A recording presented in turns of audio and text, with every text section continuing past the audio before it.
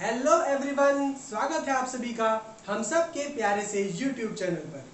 और आज शुरू हो रही है अर्जुन सीरीज।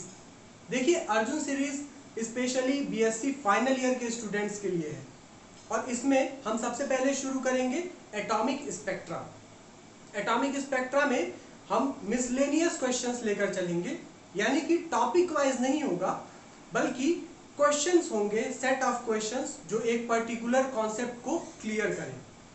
ठीक है, आज हम कोशिश करेंगे जीमन इफेक्ट पर और LSJJ कपलिंग पर कुछ क्वेश्चंस करने के लिए। अगर आपका कॉन्सेप्ट अच्छा नहीं है फिर भी आप वीडियोस को देखिए, हो सकता है इन वीडियोस की हेल्प से ही आपके कॉन्सेप्ट्स और क्लियर हो जाए। ठीक है, तो मेरे से जितना हो सकेगा मैं आपकी हेल्प करने के लिए तैयार हूं। आप भी अपना सपोर्ट बनाए रखिए, वीडियो को पूरा देखिए। अगर कोई डाउट है तो कमेंट सेक्शन में पूछिए, टेलीग्राम ग्रुप पर पूछ सकते हैं या मुझे मेल भी कर सकते हैं। चलिए शुरू करते हैं आज का वीडियो।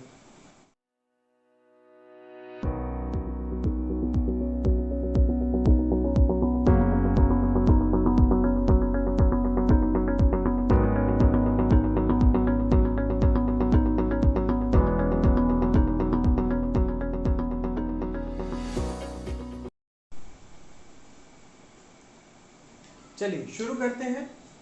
देखिए, आपका जो पहला क्वेश्चन है, the splitting of spectral lines in presence of electric field is called. Splitting spectral lines की इलेक्ट्रिक फील्ड के प्रेजेंस में क्या कहलाएगा?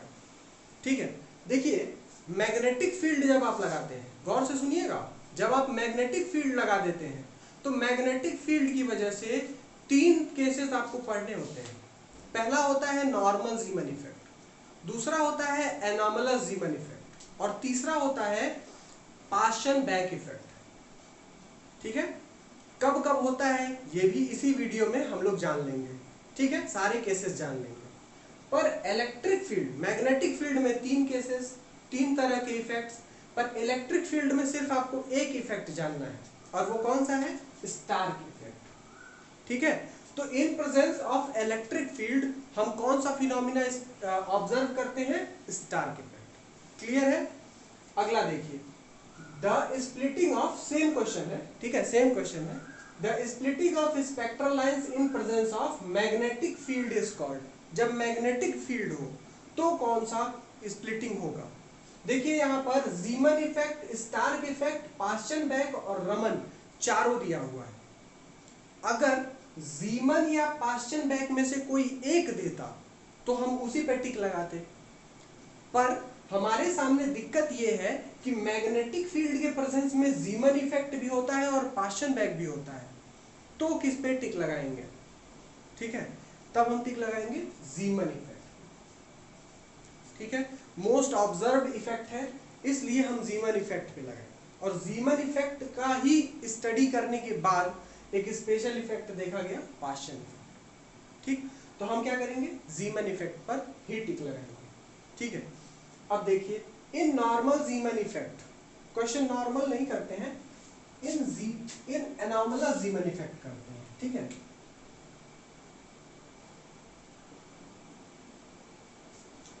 ठीक, एनोमलस करते हैं। देखिए नॉर्मल भी अभी आपको बता देते हैं। एनोमलस में क्या होता है? जब हम एनोमलस जीमन इफेक्ट की स्टडी करते हैं तो S आपका नॉन जीरो होता है। ठीक है, S जो होता है आपका spin quantum number, spin angular momentum, spin angular momentum जो होता है वो आपका जीरो नहीं होता है। ठीक, और एक्सटर्नल फील्ड इंटरनल फील्ड से कम होती है। ये दो बात आप याद रखिएगा, अभी आपको बता देंगे तो आपको आराम से याद भी हो जाएगी कि आखिर ये क्यों होता है, क्यों ये कारण दिया गया है। ठीक है, आपको इसमें याद करने वाली कोई बड़ी चीज नहीं है, हमसे पढ़ रहे हैं तो इतना कुछ कर देंगे कि आपको ज्यादा टेंशन नहीं होगा। देखिए एनोमलस जीमन इफेक्ट याद कीजिए, याद कीजिए पहली लाइन इंटरेक्शन एनर्जी के लिए आपने क्या लिखा था? आपने लिखा था delta U is equals to minus mu J dot B, ये लिखा था। आपको एक चीज तो पता है कि एनोमलस में S जीरो नहीं होता है, यानी S भी रहेगा, spin orbit, spin angular momentum भी रहेगा और आपका L तो रहेगा ही।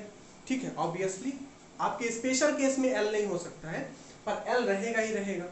तो अगर आपने L और S दोनों को इंक्लूड कर लिया है, यानी कि L और S दोनों आएंगे, दोनों के दोनों एक्सटर्नल मैग्नेटिक फील्ड के अबाउट प्रीसेस करेंगे। L और S इंटरैक्ट भी कर सकते हैं, जिसको आप क्या कहते हैं, LS कपलिंग। क्लियर है? LS दूसरी तरीके से भी इंटरैक्ट कर सकते हैं, जिसको आप कहेंगे JJ कपलिंग। लेकिन कपल करने के बाद चाहे LS के तरीके से करें चाहे JJ के तरीके से करें, फाइनल वेक्टर क्या बना, J। इसीलिए यहां पर क्या लिखा गया, J। यानी अब आप L और S की स्टडी नहीं करिए, अब आप किसकी स्टडी कीजिए, J की। ठीक है? कहानी थोड़ी कॉम्प्लेक्स हो सकती है, जिसने मन से नहीं पढ़ा है उसको नहीं समझ में आ सकता है, लेकिन सुनने में आपका नुकसान नहीं होगा, आपका फायदा ही होगा।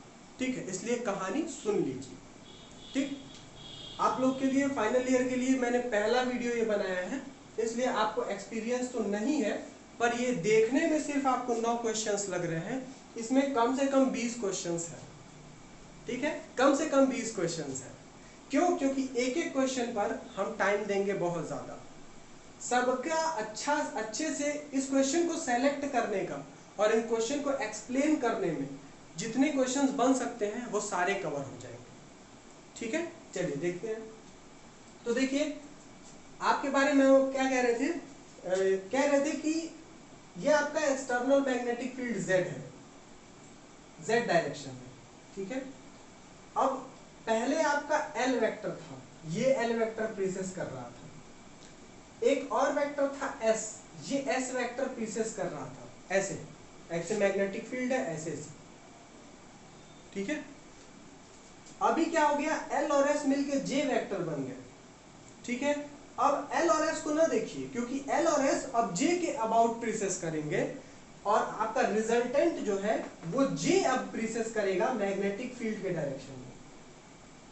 ठीक है? अब एक J वेक्टर बन गया दूसरा, इन दोनों का रिजल्टेंट जो भी होगा वो J वेक्टर बन गया, जो अब मैग्नेटिक फील्ड के अबाउट प्रीसेस करेगा। इसीलिए इंटरैक्शन एनर्जी μJ × B हो गई। क्लियर है? चलिए अब देखते हैं, अगर इंटरनल फील्ड कैसे बनता है आपको पता है, इलेक्ट्रॉन रिवॉल्व करता है, तो इलेक्ट्रॉन न्यूक्लियस के अबाउट रिवॉल्व करेगा, तो एक रिवॉल्विंग इलेक्ट्रॉन, एक लूप में चल रहा इलेक्ट्रॉन कैसा बिहेव करेगा, एक चार्ज चल रहा है, और चार्ज अगर चल रहा है तो करंट चल रहा है। ठीक है? और करंट चलेगा तो क्या बनेगा, करंट अगर किसी लूप में चलेगा तो मैग्नेटिक फील्ड बनेगा। ठीक है? अगर किसी को याद है तो लूप में, एक करंट कैरिंग लूप में मैग्नेटिक फील्ड का फॉर्मूला लिख दे कमेंट में। नहीं याद है कोई बात नहीं, याद कर लीजिएगा, B = μ0/2I/a। A उसका रेडियस है। ठीक है? A उस लूप का रेडियस है, तो I के जगह क्या होगा, E/t। T time period of revolution और E इलेक्ट्रॉन का चार्ज। तो इतना मैग्नेटिक फील्ड पैदा कर रहा है। ये मैग्नेटिक फील्ड किसकी वजह से, इलेक्ट्रॉन की वजह से। तो ये मैग्नेटिक फील्ड कौन सा magnetic field, internal magnetic field. ठीक है? अगर आपने बाहर से कोई मैग्नेटिक फील्ड लगा दिया तो वो एक्सटर्नल मैग्नेटिक फील्ड। ठीक? अब आपको याद नहीं दिलाते हैं, आपको याद करा देते हैं कि एनामलस ज़ीमन इफेक्ट में B एक्सटर्नल हमेशा B इंटरनल से छोटा होगा, यानी बाहर से जो फील्ड लगाएंगे उसका मैग्नीट्यूड अंदर वाले फील्ड से कम होना चाहिए। किसमें, एनामलस में भी और नॉर्मल में भी। ठीक है? कैसे, देखिए, L और S अभी J के अबाउट प्रीसेस कर रहे थे। ठीक है? L और S कपल कर रहे थे और J के अबाउट प्रीसेस कर रहे थे। अगर एक्सटर्नल मैग्नेटिक फील्ड नहीं रहेगा ना, तो भी L और S कपल करेगा और J बनाएगा। क्यों? इंटरनल मैग्नेटिक फील्ड की वजह से। ठीक है? और अगर एक्सटर्नल इंटरनल से कम है, एक्सटर्नल बाहर वाला अंदर वाले से कम है, तो अंदर वाले की वजह से कपलिंग हुई है और नया J बना है, और ये J अब धीरे धीरे बाहर वाले के इफेक्ट में रोटेट कर रहा है, प्रीसेस कर रहा है। अगर आपने बाहर वाले फील्ड को ज्यादा तेज कर दिया, ज्यादा उसका मैग्नीट्यूड कर दिया, तो ये एल और एस किसकी वजह से कपल किए थे, इंटरनल की वजह से, वो उनकी कपलिंग टूट जाएगी। जैसे मान लीजिए आपको एग्जांपल देते हैं, धागा लीजिए, आगे दो बॉल आप ऐसे रख दीजिए, ठीक है, धागे में दो बॉल, और उसको खूब तेज घुमाइए, ठीक, एक ऐसी लिमिट आएगी जब ये बॉल टूट के निकल जाएगा। क्यों निकल गया, क्योंकि आपने जब घुमाया उसकी एनर्जी बॉल और इस बॉल के बीच जो ये टेंशन वाली एनर्जी थी उससे ज्यादा हो गई, तो ये बॉल टूट के निकल गया। क्लियर है ना। उसी तरीके से जब आप पतंग उड़ाए होंगे, तो जब हवा का प्रेशर इतना ज्यादा हो जाता है पतंग पे, तो आप कितना महंगा मंझा लिए रहे, मंझा टूट जाएगा। ठीक है, बात समझ में आ रही है ना। तो वही केस इसमें होता है, अगर एक्सटर्नल वाला आपने बढ़ा दिया तो इंटरनल आप जो लगाए हैं उसका इफेक्ट खत्म हो जाएगा, और एल एस फिर से ब्रेक हो जाएंगे, वो कपल नहीं कर पाएंगे, और कपलिंग नहीं होगी तो एल एस इंडिपेंडेंटली घूमने लगेंगे एक्सटर्नल मैग्नेटिक फील्ड के अबाउट, तो जे फॉर्म नहीं होगा। क्लियर हो गई बात, जे फॉर्म नहीं होगा। ठीक है, तो नॉर्मल और एनॉमलस में आप क्या करते हैं, एक्सटर्नल को इंटरनल से कम रखते हैं। ठीक, ऑप्शन आपका लगा देते हैं सी वाला, एक्सटर्नल को इंटरनल से कम रखते हैं ताकि आपका जे बने। क्लियर है, एनॉमलस की ये बात थी। नॉर्मल अगर करेंगे, नॉर्मल तो उसमें एस जीरो होता है, नॉर्मल में एस जीरो होता है, और बी एक्सटर्नल बी इंटरनल से छोटा ही होता है। क्लियर है, बी एक्सटर्नल बी इंटरनल से छोटा ही होता है, एस जीरो होता है, और जो इंटरेक्शन एनर्जी आती है वो आती है minus mu L into B, क्योंकि एस जीरो है तो एल क्या होगा, जे के बराबर होगा, J is equals to L plus S, S zero L is equals to J, तो mu L into B. Clear है, तो आपसे क्वेश्चन कहां से पूछ सकता है, नॉर्मल जीमैन इफेक्ट में पूछ सकता है एस के लिए, एनॉमलस में एस के लिए पूछ सकता है, नॉर्मल या एनॉमलस में मैग्नेटिक फील्ड का रिलेशन पूछ सकता है, नॉर्मल एनॉमलस में ये पूछ सकता है कि मैग्नेटिक फील्ड अगर कम रही अधिक रही तो क्या होगा। ठीक है, अधिक रही तो क्या होगा, एल एस इंडिपेंडेंटली प्रोसेस करने लगेंगे। ठीक है, उसमें भी एक केस बनता है, अभी हम लोग उसको भी देखेंगे। और ये भी पूछ सकता है कि नॉर्मल और एनॉमलस जीमैन इफेक्ट में इंटरेक्शन एनर्जी क्या है, ये सारी बातें इस क्वेश्चन से पूछ सकता है। क्लियर हो गया होगा, जिसको भी अनक्लियर है, नहीं समझ में आ रहा है, कमेंट कर दो भाई, हम टाइम निकाल कर आपको बताने की कोशिश करेंगे। ठीक है, चलिए अगला देखते हैं। The concept off spin was introduced by experiment, किस एक्सपेरिमेंट से, डैश दिया हुआ है, कौन से एक्सपेरिमेंट से, जिसे भी पता है फटाक से क्वेश्चन 4 ऑप्शन कौन सा, मतलब बता दीजिए क्वेश्चन 4 ऑप्शन कौन सा है वो बता दीजिए। ठीक है, चलिए हम आपको बताते हैं कौन सा था, एसजी एक्सपेरिमेंट, स्टर्न गर्लैक एक्सपेरिमेंट। क्लियर है, स्टर्न गर्लैक एक्सपेरिमेंट। डेविसन जर्मर से क्या प्रूव किया गया था, डेविसन जर्मर से क्या प्रूव किया गया था, याद आ रहा है, क्वांटम मैकेनिक्स में आपने पढ़ा है, डेविसन जर्मर से आपने प्रूव किया था कि इलेक्ट्रॉन वेव की तरह बिहेव करता है। Davisson Germer proves wave nature of particle, electron can also behave like wave. क्या बेसिस था, ब्रैग्स डिफ्रैक्शन, ब्रैग्स डिफ्रैक्शन आ रहा है, याद आ रहा है। एक आपने बहुत स्ट्रॉन्ग एक मटेरियल लिया था, उस पर एक्सरे डाला था और उसका डिफ्रैक्शन एंगल के रिस्पेक्ट में लिया था। टाइम मिला तो डेविसन जर्मर पे हम क्वेश्चंस करेंगे। ठीक है, स्टर्न गर्लैक में आपने क्या किया, स्टर्न गर्लैक में एक और बहुत अच्छा क्वेश्चन पूछता है। स्टर्न गर्लैक में आपका जो मैग्नेटिक फील्ड होता है, जो आप मैग्नेटिक फील्ड लगाते हैं वो लगाते हैं आप कैसा, यूनिफॉर्म, नॉन यूनिफॉर्म, ठीक, टाइम वेरिंग, इस तरीके का। ठीक है, तो आप बताइए मैग्नेटिक फील्ड कैसा लगता है स्टर्न गर्लैक में, किसी को याद है तो मिटा लीजिए, इसको मिटा दे रहे हैं, नोट कर लीजिएगा। स्टर्न गर्लैक में मैग्नेटिक फील्ड कैसा रहता है, नॉन यूनिफॉर्म मैग्नेटिक फील्ड रहता है। कैसा रहता है, स्टर्न गर्लैक में मैग्नेटिक फील्ड कैसा होता है, नॉन यूनिफॉर्म। तो एक और पॉइंट लिख दीजिएगा, इन एसजी एक्सपेरिमेंट। ठीक है, इसी के बाद एक पॉइंट लिख दीजिएगा, इन स्टर्न गर्लैक experiment we use non uniform magnetic field V। Clear है? ये बात भी याद रखिएगा स्टर्न-गरलैक में, ठीक है। चलिए, फोटो इलेक्ट्रिक और कॉम्पटन तो है नहीं, ठीक है। एक चीज कॉम्पटन में हम आपको अभी यही बता देते हैं, ठीक। कभी कभी पूछता है the analogue of Compton effect, the analogue of Compton effect is, ठीक है, ये पूछता है तो आपको बता देते हैं, चाहेंगे तो क्वेश्चन भी करा देंगे। जो रमन इफेक्ट होता है, रमन इफेक्ट यानी जो आप रमन स्पेक्ट्रा पढ़ते हैं, Rayleigh line, Stokes line, anti Stokes line, ठीक है, ये रमन स्पेक्ट्रा वो कॉम्पटन इफेक्ट का एनालॉग होता है, ठीक है। कैसे होता है वो तो बाद में देखेंगे, ठीक है। और ये रमन इफेक्ट से भी ढेर सारे क्वेश्चन बन सकते हैं, ये सब हम लोग कवर करेंगे, कोशिश करेंगे। अगला क्वेश्चन देखिए, इन अ स्ट्रॉन्ग मैग्नेटिक फील्ड, अभी देखिए, अभी हम लोग ने वीक मैग्नेटिक फील्ड की बात की थी, आ गया है स्ट्रॉन्ग मैग्नेटिक फील्ड। अगर हमने स्ट्रॉन्ग मैग्नेटिक फील्ड लगा दिया, the spectrum of anomalous जीमन effect changes, this is called, अगर आपने स्ट्रॉन्ग मैग्नेटिक फील्ड लगा दिया तो एनोमलस जीमन इफेक्ट का स्पेक्ट्रम चेंज हो जाएगा। ये प्रोसेस क्या कहलाता है, ठीक है, या जो भी होगा, ये एक्सपेरिमेंट होगा या जो भी इफेक्ट होगा, ठीक, ये क्या कहलाता है? आपको पता है क्या होता है, क्यों चेंज हो जाता है एनोमलस जीमन इफेक्ट का स्पेक्ट्रम?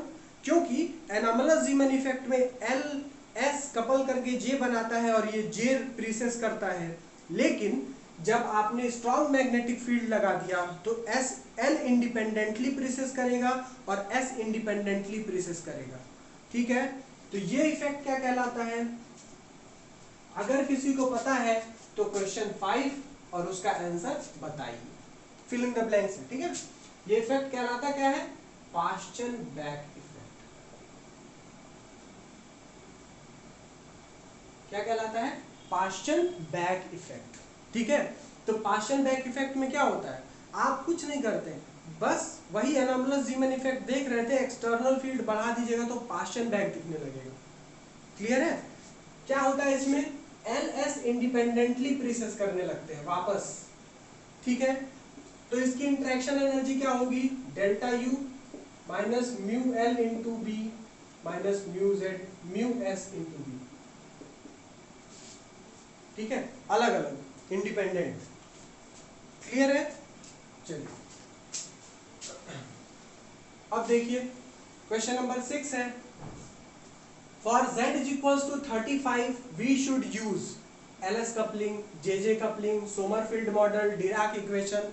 डिराक इक्वेशन आपने नहीं पढ़ा होगा, डिराक इक्वेशन आपने नहीं पढ़ा होगा, ठीक है, तो ये तो होगा नहीं।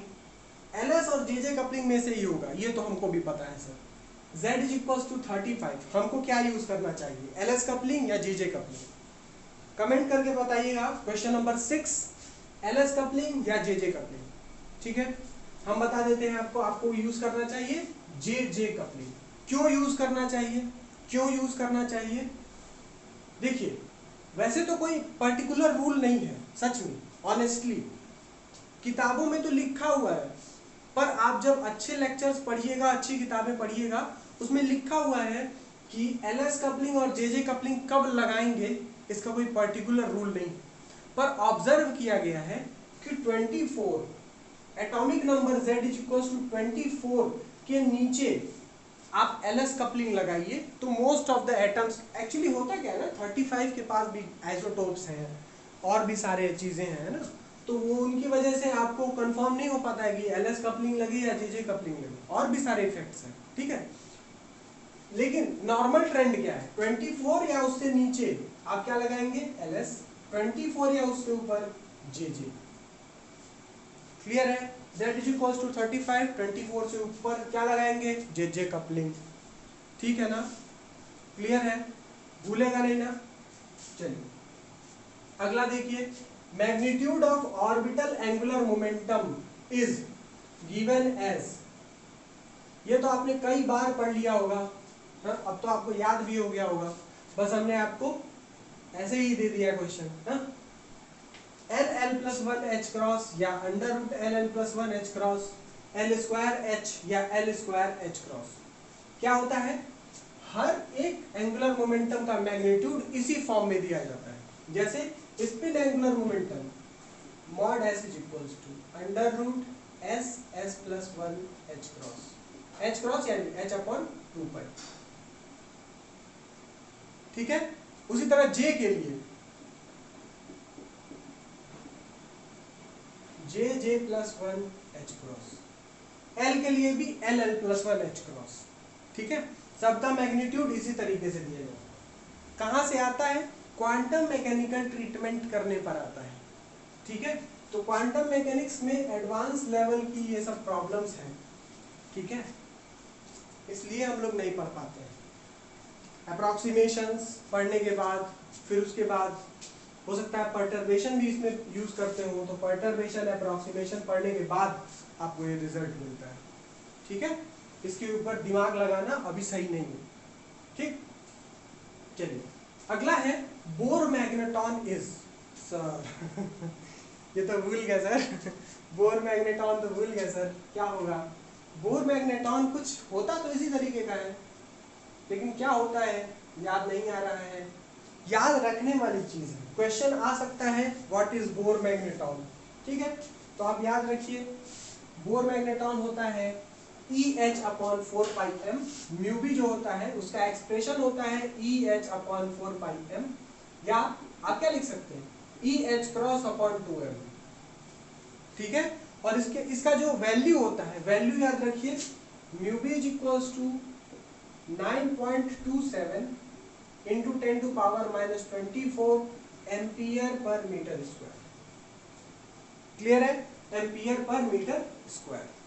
ठीक, क्लियर है, याद रखिएगा बोर मैग्नेटॉन का ये एक्सप्रेशन और इसकी वैल्यू दोनों में से कोई एक चीज पूछी जा सकती है। ठीक है, प्रोबेबल है। ठीक है, इसके बाद 9th क्वेश्चन आता है आपका, इसका लास्ट क्वेश्चन है, पर इससे भी आपको कई सारी चीजें क्लियर हो जाएंगी। मिटा देते हैं।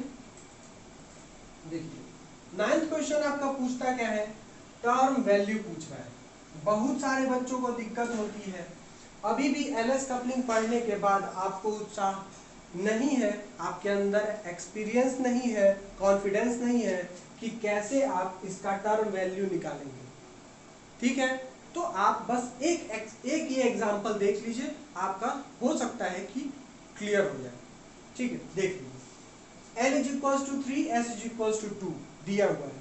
ओके, देखिए L इज इक्वल्स टू 3 दिया है, S इज इक्वल्स टू 2 दिया हुआ। सबसे पहला काम, जो टोटल आपका स्पिन एंगुलर मोमेंटम निकलता है उसको आप कैपिटल एस से दिखाते हैं, और इंडिविजुअल का spin angular momentum small S से दिखाते हैं। ठीक है, तो आपका जो टोटल स्पिन एंगुलर मोमेंटम निकले S इज इक्वल्स टू 2, उसके करस्पॉन्डिंग आपको पहले निकालनी रहती है multiplicity. Multiplicity R is equals to 2s plus 1, क्या आ जाएगा 2 into 2 plus 1 is equals to 5। यानी कि बाबू तुम गए और तुम गए, तुम दोनों तो नहीं हो सकते हो, उन्हीं दोनों में से एक चीज हो सकती है। ठीक है, और देखिए L है, L is equals to 3, L is equals to 3। अब बताइए L इज इक्वल्स टू 3 के करस्पॉन्डिंग ये आपका टोटल ऑर्बिटल एंगुलर मोमेंटम है, इंडिविजुअल नहीं है, स्मॉल एल नहीं है, कैपिटल एल है। तो टर्म वैल्यू इसी के फॉर्म में लिखा जाएगा।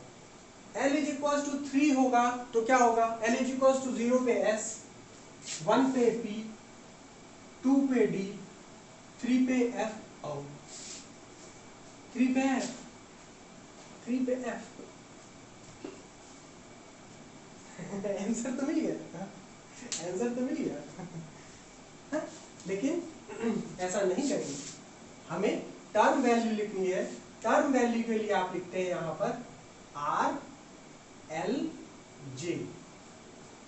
ठीक है, R L J। तो R आपको पता चल गया 5, L पता चल गया F, J वैल्यूज आपको नहीं पता है। J क्या होता है, J होता है L plus minus S, L plus S से L माइनस S तक। तो L माइनस S ऐसे लिख सकते हैं, L minus S to L plus S with the difference of unity. ठीक है, with the difference of unity. तो देखिए L माइनस एस 3 माइनस 2 1 से लेकर 2 कितना 3 plus 2 L plus S 5 1 to 5 with the difference of unity, यानी 1 2 3 4 5, यानी 5 values होंगी आपकी J की। तो टर्म वैल्यूज तो आएंगे आपकी 5F1 5F2 5F3, ठीक है, और इसको आप कंबाइंड फॉर्म में क्या लिख सकते हैं 5F1 2 3 4 5 लिख सकते हैं। क्लियर है? तो इस तरीके से हमने कुछ क्वेश्चंस तो कवर कर लिए। देखिए फाइनल ईयर के वीडियोस जो है मैं कोशिश करूंगा कि एटॉमिक स्पेक्ट्रा आपका 4th पेपर मैं इतना तैयार करा दूं कि आपके क्वेश्चंस फंसे। ठीक है, मैं क्वेश्चन पेपर सेटर नहीं हूं, मैंने इस साल पढ़ाया भी नहीं है, पर मैं कोशिश करूंगा कि आपकी कम से कम इतनी हेल्प कर दी जाए। टाइम बचेगा, टाइम मिलेगा तो मैं क्वांटम मैकेनिक्स भी कोशिश करूंगा कि कवर करूं। बाकी मैं आपको श्योरिटी नहीं दे रहा हूं, ठीक है, मैं आपको श्योरिटी नहीं दे रहा हूं।